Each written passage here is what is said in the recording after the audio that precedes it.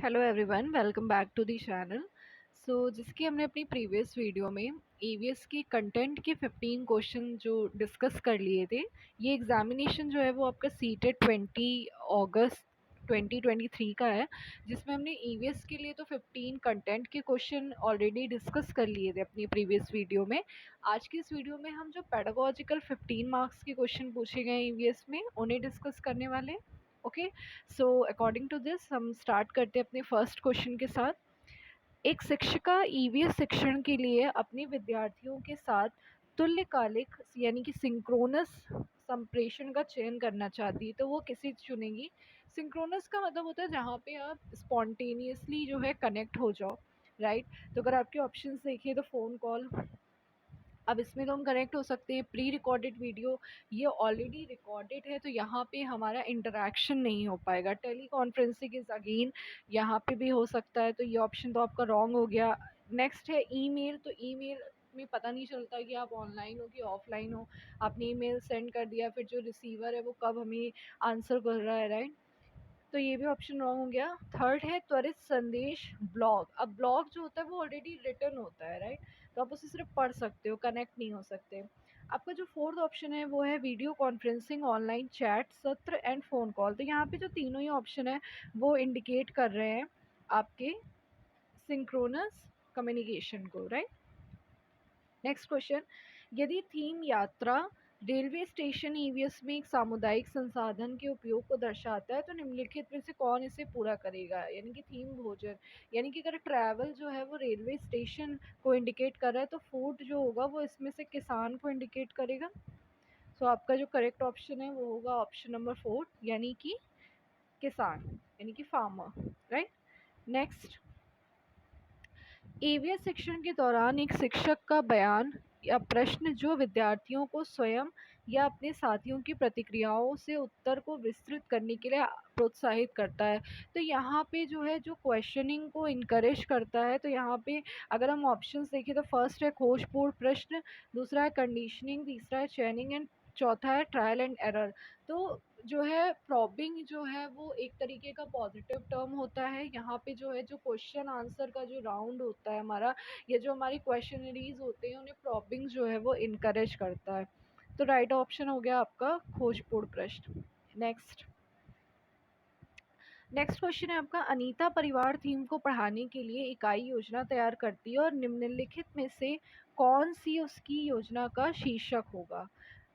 यहाँ पे जो यूनिट का मतलब होता है, यूनिट प्लान में जैसे आपकी एक यूनिट होगी उसमें बहुत सारे पार्ट्स होते हैं, राइट। 1 2 3 करके बहुत सारे सेक्शन होते हैं। तो पहला है परिवार, घुमंतु परिवार। दूसरा है परिवार के प्रकार यानी एकल और संयुक्त। तीसरा है परिवार, एक परिवार के भीतर संबंध। चौथा है परिवार संबंध, लिंग, भूमिकाएं, व्यवसाय, बदलते समय में सामाजिक सांस्कृतिक इकाई के रूप में। तो अगर हम फोर्थ ऑप्शन की तरफ जाए तो यहाँ पे जो ऊपर के 3 ऑप्शन है वो तीनों ही इंक्लूड कर दिए जा रहे हैं, तो ये हमारा राइट आंसर होगा। नेक्स्ट क्वेश्चन, श्रीमती शीतल ईवीएस की विभिन्न अवधारणाओं को समझाने के लिए प्राथमिक कक्षाओं में कहानियों और कविताओं का उपयोग करना पसंद करती हैं। उनके द्वारा कहानियों और कविताओं के प्रयोग का सबसे उपयुक्त तर्क है। फर्स्ट है ईवीएस के पाठ्यक्रम को पूरा करना, साथ ही साथ विद्यार्थियों का स्कूल में आने से पहले इनको सुना होना। तो यहाँ पे आपके जो हमारा पूर्व ज्ञान होता है यानी कि जो प्री कंसेप्ट होता है, इसके आपको पता है कि कोई भी बच्चा जब स्कूल में एंटर करता है तो वो थोड़ी बहुत जो है अंडरस्टैंडिंग या अपने थॉट्स को लेकर ही वो मतलब एंटर करता है। तो हमें कुछ भी अगर उन्हें नया टॉपिक पढ़ाना है तो हमें उनके प्री कंसेप्ट को रिलेट करके नए टॉपिक को शुरू करना होता है, तो ये तो पॉजिटिव है। बी हो गया विद्यार्थियों को अपनी कविताओं और कहानियों को लिखने के लिए प्रोत्साहित करना, तो हम इतने छोटे बच्चे से ये नहीं करवाएंगे। सी है विद्यार्थियों को भाषा और संस्कृति में विविधता के बारे में जागरूक बनाना, अगेन पॉजिटिव। डी है पाठों को अधिक संवादात्मक, सुखद और दिलचस्प बनाना। तो इसमें आपसे उपयुक्त तो पूछा गया है, तो बी को छोड़ के जो आपके ऑप्शंस हैं वो आपके ऑप्शंस इसमें जो हैं वो करेक्ट होंगे। तो आपका जो राइट आंसर है वो है ए, सी एंड डी, यानी कि ए, सी, डी आपका इसमें ऑप्शन करेक्ट है। नेक्स्ट क्वेश्चन, निम्नलिखित में से कौन सा विकल्प कक्षा 1 से 5 तक के ईवीएस पढ़ाने का मुख्य उद्देश्य है? पहला, स्वतंत्र रूप से व्यवहारिक क्रियाकलापों को करने के लिए कौशल प्राप्त करना।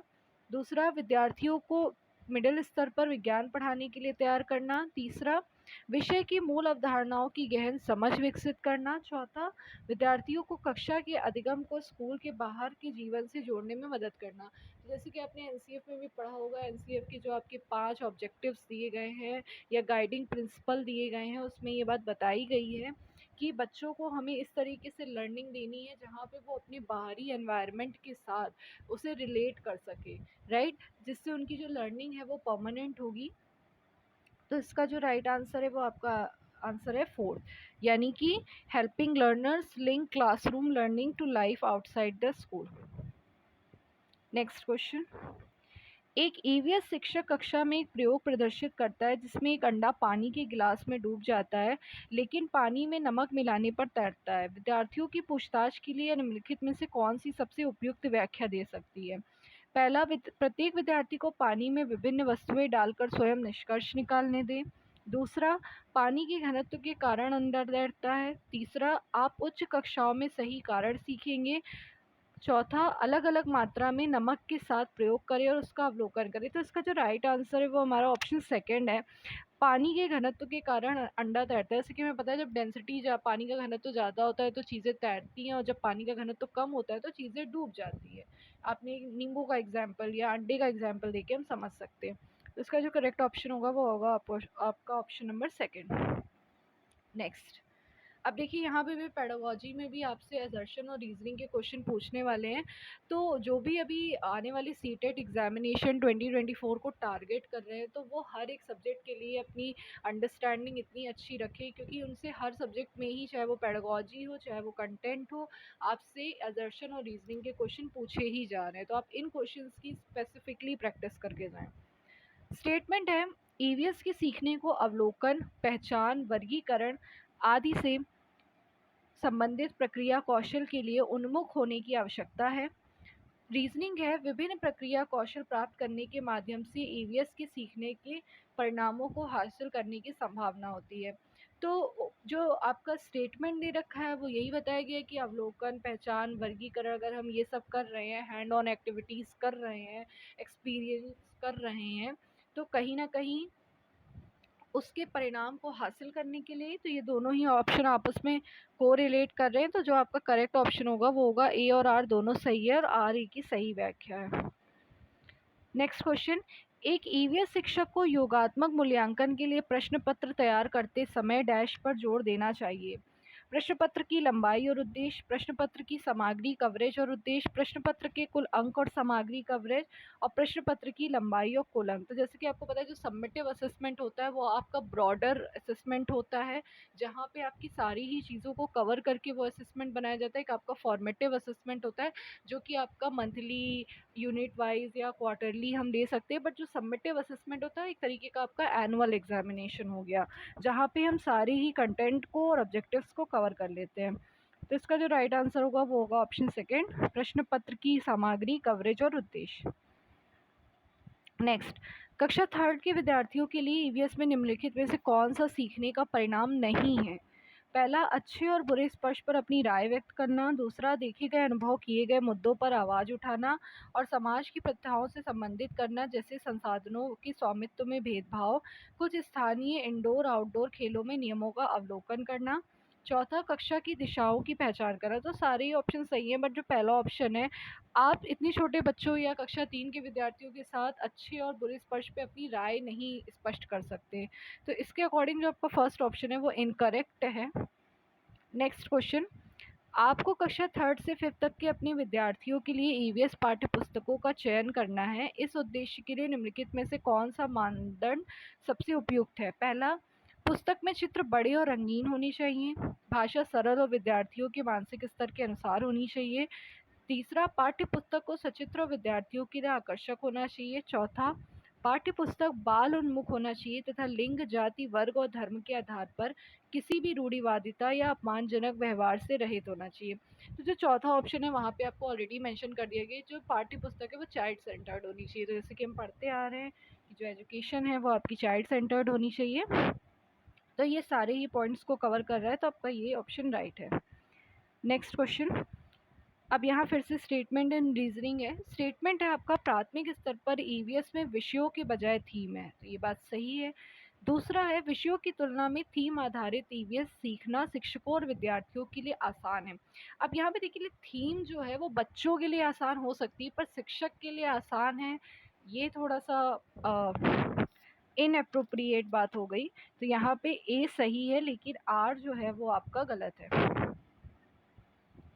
नेक्स्ट, आप ईवीएस के विद्यार्थियों के लिए व्यवहारिक गतिविधियों को प्रोत्साहित करना चाहते हैं, निम्नलिखित में से कौन सी क्रिया सबसे उपयुक्त है। अब यहाँ पे आपको बताना है ऐसी कौन सी एक्टिविटी है जो हैंड ऑन एक्टिविटीज़ को इनकरेज कर रही है। तो पहला, ग्लोब से नक्शा पढ़ाना, नहीं। विभिन्न देशों के सिक्के एकत्रित करना। तीसरा, उपलब्ध सामग्री में से ईवीएस किट विकसित करना। और चौथा, एक चार्ट पर विभिन्न पौधों के भागों का चित्र बनाना। तो यहाँ पे जो थर्ड ऑप्शन है यानी कि developing N EVS kit from available material, तो यहाँ पे बच्चे जो है अपने अपने अंडरस्टैंडिंग से, हैंड ऑन एक्टिविटीज से, उनके पास जो सामान है उसी से कलेक्ट करके अपनी रीजनिंग लगा के एक ईवीएस किट विकसित करेंगे। तो ये जो ऑप्शन है ये आपका हैंड ऑन एक्टिविटीज़ को इनकरेज कर रहा है। Next question. ईवीएस के लिए रचनात्मक आकलन है। अब यहाँ पे फॉर्मेटिव असेसमेंट की बात करी गई, तो सीखने के लिए आकलन ये तो आपका एफए होता है। सीखने का आकलन ये आपका सबमिटिव होता है, तो ये रॉन्ग हो गया। सीखने के अधिगम के रूप में आकलन यानी कि as learning also promote, and सीखने के बारे में लर्निंग ये आपका गलत हो गया। तो आपका जो राइट आंसर है वो है आपका ए एंड सी। आपका जो ऑप्शन है वो है A and C. Next question, फिर से आपका एक क्वेश्चन है स्टेटमेंट और रीजनिंग का। स्टेटमेंट है ईवीएस में क्षेत्र भ्रमण प्रभावी शिक्षा शास्त्रीय रणनीति है, तो ये बात बिल्कुल सही है। अगर आपको ईवीएस बताना है तो आपको भ्रमण को प्रमोट करना है। रीजनिंग है क्षेत्र भ्रमण वस्तुओं, घटनाओं और स्थानों की याददाश्त को बढ़ावा देती है। अब देखिए यहाँ पे मेमोराइजेशन जो है वो ऐसे तो एक नेगेटिव वर्ड है कि हमें कुछ भी पढ़ाना इसलिए नहीं है कि बच्चे उसे मेमोराइज करें, बट जिस टर्म में ये बात करी गई है वहाँ पे ये बताया गया कि अगर हम बच्चों को किसी भी पर्टिकुलर, मान लीजिए हिस्टोरिकल प्लेस पे ले गए, तो वहाँ पे जब बच्चे जाएंगे और उसे एक्सपीरियंस करेंगे तो उनकी जो लर्निंग होगी वो परमानेंट हो जाएगी। तो यहाँ पे मेमोराइजेशन का मतलब हो सकता है लर्निंग परमानेंसी, ना कि ये कि वो चीज़ों को याद करे। राइट, तो इसका जो करेक्ट ऑप्शन होगा वो आपका होगा ए और आर दोनों सही है, और आर ए की सही व्याख्या है। राइट, तो इस तरीके से आपके 15 क्वेश्चन पेडागोजी के जो है वो ऑलरेडी ख़त्म हो गए हैं, और इस तरीके से सीडीपी और ईवीएस का सेक्शन हमने ख़त्म कर लिया। अब नेक्स्ट हम वीडियो में अनदर सेक्शन को डिस्कस करेंगे। राइट, सो अगर आपको ये वीडियो हेल्पफुल लगी हो तो please like, comment and share. Thank you so much.